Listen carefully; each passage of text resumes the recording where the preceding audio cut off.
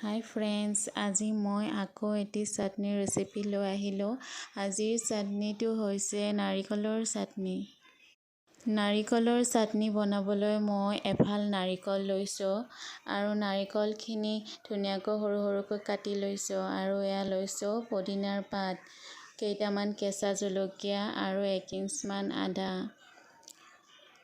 এচামুচ নিমখ আৰু লৈছোঁ এচামুচ নেমুৰ ৰস।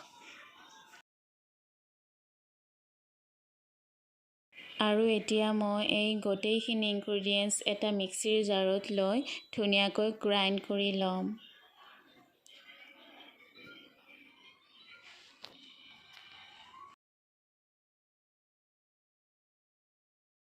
আৰু এতিয়া চাটনি খাবলৈ একেবাৰে ৰেডি হৈ গ'ল। যদি ভিডিঅ'টো ভাল পালে তেনেহ'লে লাইক কৰিব, কমেণ্ট কৰিব আৰু মোৰ চেনেলটো ছাবস্ক্ৰাইব কৰিবলৈ একেবাৰেই নাপাহৰিব। ধন্যবাদ।